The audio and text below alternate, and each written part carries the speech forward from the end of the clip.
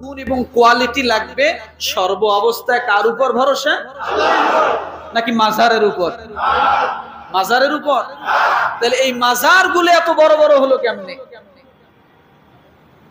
এত বড় বড় হলো কেমনে? চোখে দেখা যায়, কানে শোনা যায়, সব দেখি, দেখেও আমরা অন্ধ। কি অন্ধ? দেখেও। কারণ আমি একটি কথা বলি, মাজারে যিনি শুয়ে আছেন তিনি নিশ্চয় আল্লাহর ওলি। তিনি নিশ্চয় কি? আল্লাহর ওলি। আর এই কথাটা ভুলে গেলে চলবে না যে আমরা কিন্তু আমাদের বাপ দাদা চাচারা, আমাদের পূর্বপুরুষরা সর্বপ্রথম কোরআন দেখে, সর্বপ্রথম হাদিস দেখে আমরা ইসলামের পথে আসিনি। আমরা দেখেছিলাম ওই সমস্ত মনীষীদেরকে। কথা বোঝেন না কি বলছি? আপনার আমার বাপ দাদারা ওই সমস্ত মনীষীদেরকে দেখে দেখে তারা ইসলাম পালন করেছিলেন। এখন না আমরা কোরআন হাদিসের চর্চা পাই। এখন যেরকম কোরআন হাদিসের চর্চা আছে, আগে কি এরকম ছিল? ছিল না। 360 জন আউলিয়া এ দেশে আসছিলেন, এইভাবেই তো ইসলাম আস্তে আস্তে করে ছড়াইছে, এইভাবে তারা ইসলাম শিখিয়েছেন। তারপরে আমরা এইভাবে গ্রামে গঞ্জে শহরে নগরে সর্ব জায়গায় ইসলাম ছড়িয়ে পড়েছে। কিন্তু ইসলাম বাংলাদেশে ছড়িয়ে পড়ার মূল দায়িত্বের কাজ যারা করেছিলেন তারা ছিলেন ওই সমস্ত আউলিয়ারা। কিন্তু কথা হলো, ওই সমস্ত আউলিয়াদের মাজারে, ওই সমস্ত আউলিয়াদের দরবারে এলেমওয়ালারা নাই, ভণ্ডওয়ালারা আছে। লাল শালুকের অবস্থান ওখানে, বড় বড় মোষওয়ালার অবস্থান ওখানে, বড় বড় জটওয়ালার অবস্থান ওখানে, উক্কে টানাইয়ার অবস্থা ওখানে, গাঞ্জা টানাইয়ার অবস্থা ওখানে, এরপরে বাবা টানানোর অবস্থা ওখানে, নারী পুরুষের মিলন মেলা ওখানে, গান বাজনা, ডুবি তবলা, খেঞ্জুরি বেঞ্জু, হারমোনিয়ামের সমস্ত বাদ্যযন্ত্রগুলোর অবস্থান ওখানে। কোরআন হাদিসের অবস্থান সেখানে নাই। যার কারণে আজকে আমাদের সমাজে এই দ্বিধাদ্বন্দ্ব সৃষ্টি হয়েছে। কি সৃষ্টি হয়েছে? গাঁজা যত আছে সবের আসর ওখানে বসে। বাবা মাওলানা, মসজিদ ঘরে আল্লাহ থাকে না, মন আমার দেহ গরি। বলবো না? না। তো কেন বললাম? আল্লাহ বলছেন যারা আমার প্রতি বিশ্বাস রাখে, ভালোবাসা রাখে, তারা 1 নাম্বার কোয়ালিটি গুণওয়ালা, উত্তম আদর্শবানওয়ালা হবে। কিন্তু আমরা রসুলের আদর্শ বাদ দিয়ে, আল্লাহর উপর আস্থা বাদ দিয়ে আমরা ওই ওলির প্রতি আস্থা রেখেছি, আর ওই মাজারের প্রতি আমরা এখন আদর্শবান হিসেবে গ্রহণ করেছি। আসলে এটা সঠিক? এটা সঠিক না। তবে একটি কথা বলি, মাজারের বিরুদ্ধে এভাবে নয় যে মাজার যে আমাদেরকে ভাঙতে হবে, এটা না। মাজার ভাঙার দায়িত্ব আমাদের না। মাজারে হট্টগোল করার দায়িত্ব আমাদের না। মাজার পুড়িয়ে দেওয়ার দায়িত্ব আমাদের না। কারণ মাজার ওয়ালায় তো দোষ করে নাই কিছু। মাজারে যারা মাজারকে আকড়া বানিয়ে যারা ভণ্ডামি করে, যারা বিভিন্ন খারাপ অশ্লীলতা চালাচ্ছে, আমরা তাদের বিরুদ্ধে রুখে দাঁড়াতে পারি, কিন্তু মাজার ভাঙার বিরুদ্ধে না। তাহলে হবে এটা সমাজের জন্য একটা সহিংসতা। তা না হলে সমাজে একটা বিশৃঙ্খলার সৃষ্টি হবে। কথা বোঝেন না আমার? আপনি গাজার বিরুদ্ধে যান, জটওয়ালার বিরুদ্ধে যান, লাল শালুওয়ালার বিরুদ্ধে যান, আপনি বড় বড় মোষওয়ালার বিরুদ্ধে যেতে পারেন, যারা সেখানে গাজার ব্যবসা করে তাদের বিরুদ্ধে যেতে পারেন, কিন্তু আল্লাহর ওলির বিরুদ্ধে তো যাওয়া ঠিক না। কথাটা বোঝেন না? সমাজে এটার দ্বারা কি হবে? বিশৃঙ্খলা হবে। এই জন্য রব্বুল আলামিন বলেন, লিমান কানা ইয়ারজুল্লাহা ওয়াল ইয়াউমাল আখিরা ওয়া যাকারাল্লাহা কাসীরা। আল্লাহ বলেন, ওই ব্যক্তি রাসূলের উত্তম আদর্শ গ্রহণ করতে পারবে দ্বিতীয় নম্বরে তার গুণ হবে যে ব্যক্তি আখিরাতের উপর বিশ্বাস রাখে, যে ব্যক্তি মনে করে আমাকে আখিরাতে উঠতে হবে, আল্লাহর দরবারে একদিন দাঁড়াইতে হবে, আল্লাহর বিচারের কাজ করে আমাকে একদিন সম্মুখীন হতে হবে, এমন জ্ঞান, এমন যদি কোনো ব্যক্তির কোয়ালিটি থাকে, গুণ থাকে, যে ব্যক্তি আখিরাতে বিশ্বাস করে, আল্লাহ পাক রব্বুল আলামিন ডাক দিয়ে বলেন ওই ব্যক্তির জন্য রাসূলের উত্তম আদর্শ ধারণ করা তার জন্য ঠিক আছে। তার জন্য কি আছে? তার জন্যই উত্তম আদর্শ, সবার জন্য না। ওয়া যাকারাল্লাহা কাসীরা, তৃতীয় নাম্বার গুণটা হলো যে ব্যক্তি সব সময় আল্লাহকে কি করে? কথা বলে, স্মরণ করে। তাহলে এক নাম্বার, সর্ব অবস্থায় আল্লাহকে কি করে? ভালোবাসে। দ্বিতীয় নাম্বার, আখিরাতের প্রতি কি করে? বিশ্বাস করে। তৃতীয় নাম্বারে যে ব্যক্তি আল্লাহকে সব সময় কি করে? স্মরণ করে। এই তিন গুণওয়ালা ব্যক্তি যার যেখানে থাকবে, ওই ব্যক্তির জন্যই আমার রাসূল কি হবে? উত্তম আদর্শ, নসেত না। আমার ভাইরা, এটা গেল আমাদের রাসূলের কথা। এবার আসুন আমার আল্লাহ পাক রব্বুল আলামিন সূরা মুমতাহিনা 28 নম্বর পারার সূরা মুমতাহিনার 4 নম্বর আয়াতে আল্লাহ বলেন, قد كان لكم أسوة حسنة في إبراهيم والذين معه إذ قالوا لقومهم إنا براء منكم ومما تعبدون من دون الله। আমরা কেন আমাদের ইব্রাহিম আলাইহিস সালাম তার দ্বীনে হানিফা কেন আমরা অনুসরণ করি, বা আমাদের রাসূল কেন দ্বীনে হানিফার উপর অটল ছিলেন, এই কথা আল্লাহ তাআলা এখানে বলেন যে আমাদের রাসূল যেমন আমাদের জন্য উত্তম আদর্শ, আল্লাহ তাআলা ইব্রাহিম আলাইহিস সালামের কথা বলছেন তোমাদের জন্য ইব্রাহিম ও তার সঙ্গীদের মধ্যে উত্তম আদর্শ রয়েছে। সুবহানাল্লাহ বলেন। আমাদের জন্য কি ইব্রাহিম আলাইহিস সালাম এবং তার সঙ্গী যারা আছেন, আমাদের আদর্শ তাদের কাছেও কি রয়েছে। আমার ভাইরা, এরপরে রব্বুল আলামিন আরেক জায়গায় উসওয়াতুন হাসানা শব্দ ব্যবহার করেছেন। মোট কুরআনুল কারীমে 3 জায়গা। কয় জায়গা? 3 জায়গা। রব্বুল আলামিন সূরা মুমতাহিনার 6 নম্বর আয়াত, লাকাদ কানা লাকুম ফীহিম উসওয়াতুন হাসানাতুন লিমান কানা ইয়ারজুল্লাহা ওয়াল ইয়াওমাল আখির ওয়া মান ইয়াতাওয়াল্লা ফাইন্নাল্লাহা হুয়াল গনিয়ুল হামিদ। সূরা আহজাব আয়াত নাম্বার 21, সূরা মুমতাহিনা আয়াত নাম্বার 4, সূরা মুমতাহিনা আয়াত নাম্বার 6। এই 3 জায়গায় আল্লাহ উসওয়াতুন হাসানা শব্দ ব্যবহার করেছেন। আল্লাহ কি বুঝাইছেন আমাদেরকে? হে মুসলিমগণ, নিশ্চয় তোমাদের জন্য তাদের কর্মপন্থার মধ্যে রয়েছে তোমাদের জন্য উত্তম আদর্শ। তাহলে আমাদের রাসূল যা করে গেছেন তা আমাদের জন্য কি? কথা বলেন না? আমাদের জন্য উত্তম আদর্শ।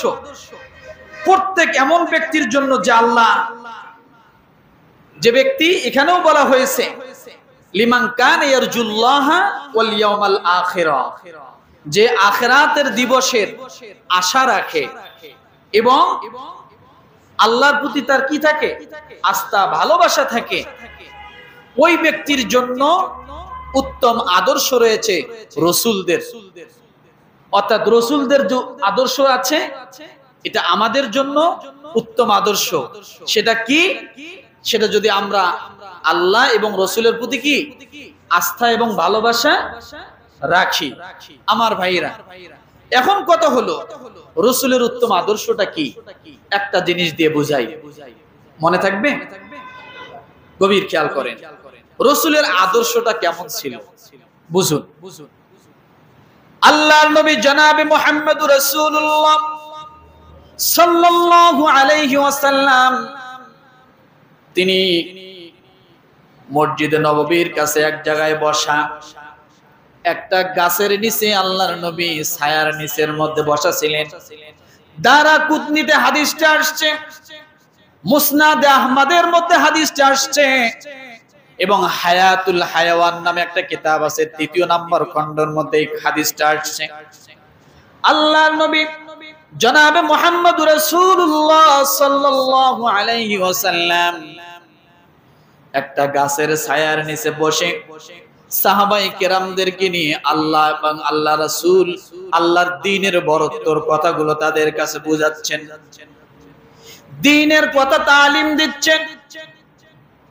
এমন সময় ওই দলের পাশ দিয়ে, আল্লাহর নবীর পাশ দিয়ে বনু সালাম নামের এক গোত্রের একজন ব্যক্তি আল্লাহর নবীর পাশ দিয়ে যাচ্ছেন। সাহাবায়ে কেরাম সেখানে বসায়। ওই জায়গায় হযরত উমর রাদিয়াল্লাহু তাআলা আনহু বসা ছিলেন।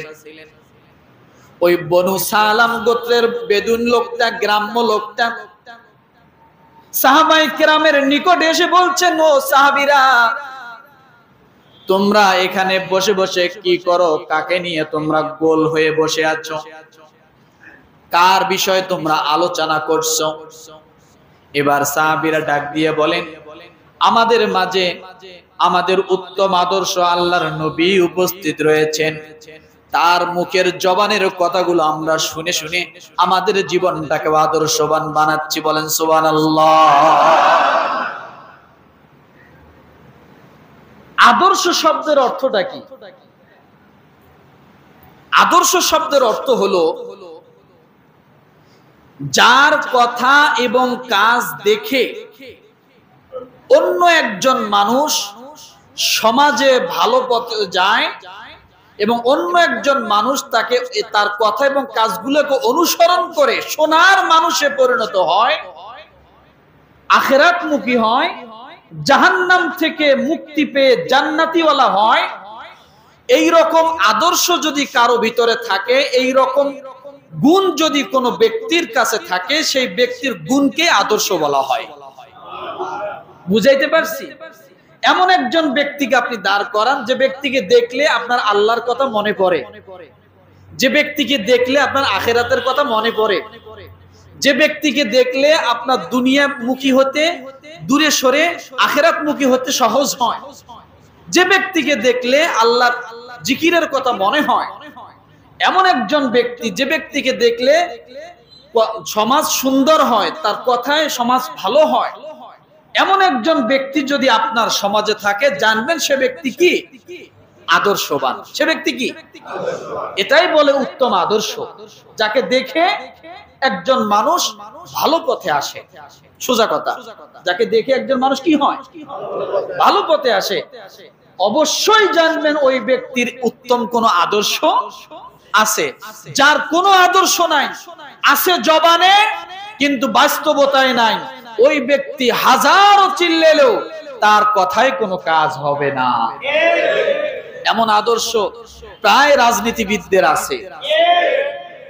মঞ্চে যখন ওঠে, মাইক যখন পায়, লেকচারের অভাব নাই, চোর চোরকে ধরতে বলে, অথচ নিজে অনেক বড় এক কুমির চোর বসে আছে।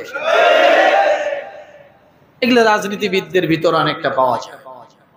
বাইরে এক কথা, অর্থাৎ জনসভায় এক কথা, বাস্তবে কি আরেক কথা। আপনি দেখবেন মাইক সামনে পাইলে, মঞ্চ সামনে পাইলে, মিডিয়া সামনে পাইলে নিজের জীবন জনগণের জন্য বিলিয়ে দেয়, কিন্তু ওদিকে আবার ঠিকই জনগণের মাইরে সাফ করে নিজে বাঁচার জন্য। আছে না? দেখেন নাই আপনারা? নাকের পানি, চোখের পানি সব কি একাকার, জনগণের জন্য জীবন দিচ্ছে, কিন্তু জনগণের উল্টা কি মাইরে সাফ। এইরকম, কিন্তু এদের কোনো আদর্শ নাই। যদিও আমরা ইলেকশনের সময় মিছিল করি, আমার ভাই, তোমার ভাই, অমুক ভাই, অমুক ভাই, অমুক ভাইয়ের চরিত্র ফুলের মতো এত পবিত্র, বলার বাইরে। অর্থাৎ ফুলে আছে, ফুল হয়তো দেখতে সুন্দর, পুরা শরীরটা কাটায় ভরা, কথা ঠিক না? এই ব্যক্তির মুখের কথা হয়তো ফুলের মতো হতে পারে, কিন্তু এর পুরো দেহটা শুধু কাটা আর কাটা, খালি মানুষের আঘাত করে, ব্যথা দেয়, আছে না? আমার ভাইরা, সাহাবায়ে কেরাম বেষ্টন হয়ে বসে আছেন। বনু সালাম গোত্রের ব্যক্তি, বেদুন গ্রাম্য মানুষ এসে জিজ্ঞাসা করলেন, তোমরা কাকে গোল করে বসে আছো? ডাক দিয়ে বলেন, আমাদের মাঝে উত্তম আদর্শ আমাদের রাসূল আছেন, আমরা তাকে দেখে তার কথাগুলো শুনে শুনে আমরাও সোনার মানুষে পরিণত হতে চাই। বেদুন ব্যক্তি ডাক দিয়ে বলল, তার নাম কি? বলে, তার নাম মুহাম্মদ। এই কথা যখন এই শুনলো, বেদুন চিৎকার করে ডাক দিয়ে বলল, এই মানুষটা কতই না পাপিষ্ট, এই মানুষটাকে কোন মা জন্মগ্রহণ করছে জানি না, সেই মায়ের কপাল না কতই না খারাপ। এই মানুষটা সমাজের মধ্যে বিশৃঙ্খলা সৃষ্টি করতেছে। সে ইলাকে বাদ দিয়া, দুনিয়ার দেবদেবী মূর্তি পূজাকে বাদ দিয়ে সে কোন আল্লাহর দিকে জানি ডাকতেছে। আমার এর মুখ দেখার আগে যেন আমার মরণ হওয়াটাই ভালো ছিল। আমি কেন এর মুখ দেখলাম? এর মুখ দেখার আগে এই জন্য আমার মৃত্যু হতো, এটাই আমার জন্য ভালো কাম্য। বলেন নাউজুবিল্লাহ। কি বলছে বলেন তো? আমি কার মুখ দেখলাম? এ যে মায়ের পেটে জন্মগ্রহণ করছে, ওই মা কতই না দুর্ভাগা। বেদুন ব্যক্তি, বনু সালাম গোত্রের ব্যক্তি এগুলো বলে ফেলল। আমি যদি এই ব্যক্তিকে কোনোদিন একাই পেতাম, একে দুনিয়ার থেকে কতল করতাম, দুনিয়া থেকে শেষ করে দিতাম। এই ব্যক্তিকে আমি কোনোদিন তাকে জীবিত রাখতাম না। আল্লাহর নবী সব কথাগুলো কান দিয়ে শোনে, চোখ দিয়ে সলো সলো করে ব্যক্তির দিকে তাকিয়ে আছে। ব্যক্তি যা বলে আল্লাহ নবী সব শুনতেছেন, কিন্তু নবীজি মুখটা মলিন করেন না, নবীজি মনটা খারাপ করেন না, নবীজি মুস্কি মুস্কি হাসে। সুবহানাল্লাহ বলবেন। নবীজি মুস্কি মুস্কি হাসে ব্যক্তির কথাটা শুনে। ওই দলের মধ্যে ছিল হযরত উমর রাদিয়াল্লাহু তাআলা আনহু। চোখগুলো বড় বড় হয়ে গেল, চোখগুলো লাল টকটকে হয়ে গেল। সাহাবায়ে কেরাম সকলের শরীরের লোমগুলো দাঁড়িয়ে গেল। কি কথা বলে রে? আমার রাসূলের সামনে এত বড় অপমান, এত বড় কথা! যে ব্যক্তি রাসূলকে একাই পেলে মেরে ফেলতো, যে ব্যক্তির মা কত হতভাগা, তাকে জন্ম দিয়েছে, এই কথা বলল। এত খারাপ খারাপ কথাগুলো বলল। সব সাহাবায়ে কেরাম রক্ত টকবক করে। হযরত উমর রাদিয়াল্লাহু তাআলা আনহু আল্লাহ নবীকে ডাক দিয়ে বলে, নবীজি আপনি একটা বার অনুমতি দেন, একে আমি দুনিয়া থেকে শেষ করে দেই, মাথা থেকে গর্দানটা আমি আলাদা করে দেই। নবীজি এত বড় বেয়াদবিমূলক কথা বলছে, আপনি নবী মুস্কি হাসেন। আল্লাহ নবী ডাক দিয়ে বলেন, উমর ধৈর্য হারায়ো না, তুমি না আমার আদর্শ, তুমি না ধারণ করতে চাও আমার আদর্শ, না তুমি বাস্তবায়ন করতে চাও। উমর মনে রাখো, অধৈর্যবান ব্যক্তিকে আমার আল্লাহ কোনদিন নবী বানান না। কি বানান না? জোরে বলেন। অধৈর্যবান ব্যক্তিকে আমার আল্লাহ কোনদিন নবী বানান না। ও উমর, ধৈর্য ধারণ করো। আমার আদর্শ যদি তোমরা গ্রহণ করতে চাও, আমার রাসূলের কাজগুলো তোমরা অনুসরণ করো, আমি যা করি তা তোমরা খেয়াল করো, তাহলে তোমরা উত্তম আদর্শবান হয়ে যাইবা। হযরত উমর রাদিয়াল্লাহু তাআলা আনহু কোন কথাই মানতেছেন না। আল্লাহর নবীকে ডাক দিয়ে বলেন, নবীজি এত বড় কথা আমরা সাহাবায়ে কেরাম সামনে থাকতে। আল্লাহর নবী ডাক দিয়ে বললেন, ও উমর ধৈর্য ধারণ করো, তুমি এক্ষণে বসো। হযরত উমর রাদিয়াল্লাহু তাআলা আনহু যখন বসলেন, ওই বেদুন ব্যক্তি, বনু সালাম গোত্রের ব্যক্তি সব কিছু দেখতেছেন, কিন্তু ব্যক্তিটা ওখান থেকে আর যায় না। আল্লাহর নবীর সামনে দাঁড়িয়ে গেলেন, দাঁড়িয়ে ডাক দিয়ে বলেন, ও মুহাম্মদ তুমি কি নবী দাবি করো? বলে হ্যাঁ। আমি অবশ্যই নবী দাবি করি। আমার ভাইরা, বনু সালেম গোত্রের ব্যক্তিটা এবার নবী মুহাম্মদ রাসূলুল্লাহ সাল্লাল্লাহু আলাইহি ওয়াসাল্লামকে ডাক দিয়ে বলেন, ও নবী মুহাম্মদ, তুমি শোনো, যদি সত্যিকার তুমি নবী হও, তুমি বলো তো দেখি, আমার এই যে থলের মধ্যে এখন বর্তমান আমার থলের ভিতরে, আমার ব্যাগের ভিতরে কি আছে, তুমি যদি বলতে পারো তাহলে তুমি অর্ধেকটা প্রমাণ দিবা, আমি তাহলে বুঝবো তুমি অর্ধেকটা আমার কাছে প্রমাণিত হয়ে যাবা নবী। এই কথা যখন বললেন, আল্লাহর নবী ডাক দিয়ে বলেন, বনু সালেম গোত্রের বেদুন, তুমি আশ্চর্য হয়ো না, তুমি বসে যাও, তোমার জন্য আমি জবাব উত্তর দিচ্ছি। তুমি আমাকে পরীক্ষায় ফেলাইছো, তোমার ব্যাগের মধ্যে কি আছে, আমি যদি বলতে পারি তাহলে তুমি অবশ্যই আমাকে নবী বলে কিছুটা হলেও মেনে নিবা। ও ব্যক্তি, তুমি শুনে রাখো, ও বেদুন তুমি শুনে রাখো, এই মুহূর্তে তোমার কাছে যে ব্যাগটা আছে, ওই ব্যাগের মধ্যে কি আছে তুমি কি জানো? বলে কি আছে? ও বেদুন তুমি শুনে রাখো, ওই ব্যাগের মধ্যে একটা গুইসাপ, আমার আল্লাহ তাআলার প্রাণী, তোমার ব্যাগের মধ্যে কি আছে? কি আছে? কি আছে? গুইসাপ। আমার ভাইরা, বেদুন চমকে গেল, এই ব্যক্তি তো গুইসাপকে দেখে নাই, কিন্তু ব্যক্তি গুইসাপের কথা কেমনে বলে দিল?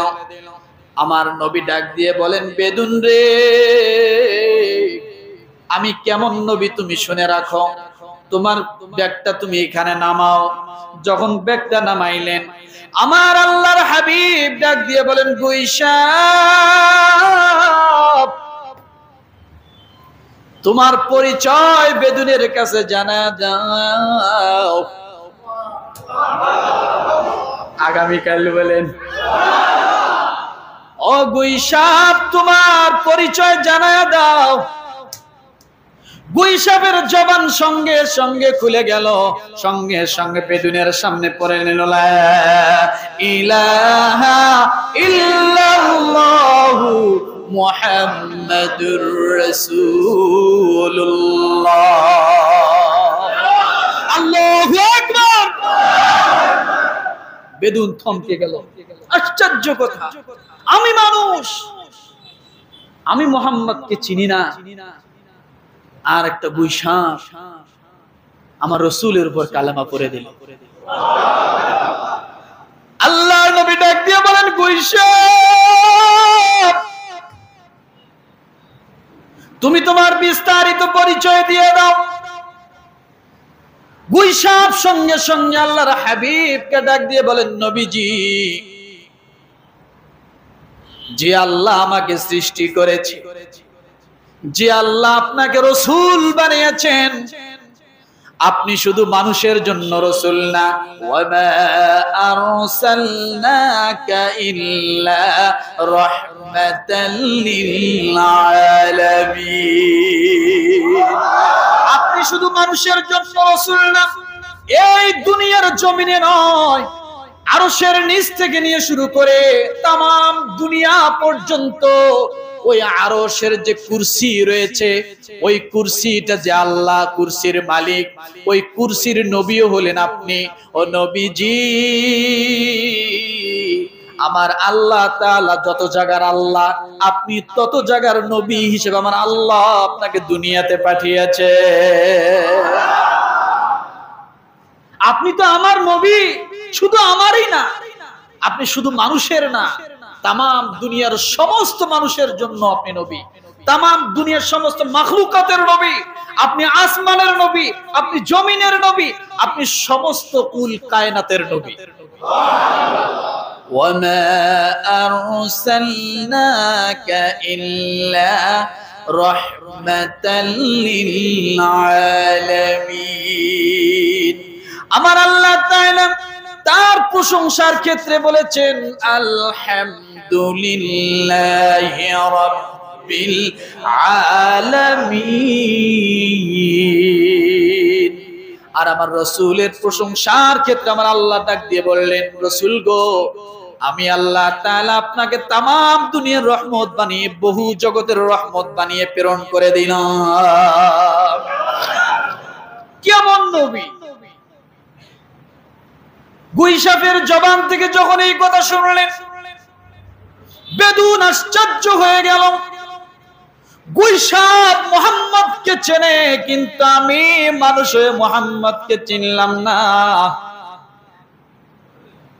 ও মুসলমান, একদল মানুষ আছে আল্লাহর রাসূলের সুন্নাতকে চেনে না, বিদআত নিয়ে টানাটানি করে আছে না না।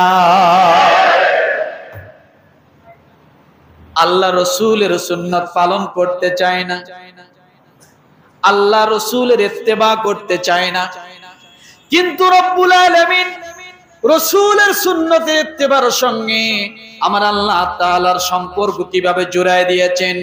উল ইন কুনতুম তুহিব্বুনাল্লাহা ফাত্তাবিউনি ইউহিব্বুকুমুল্লাহ ওয়া ইয়াগফির লাকুম যুনুবাকুম ওয়াল্লাহু গফুরুর রহিম।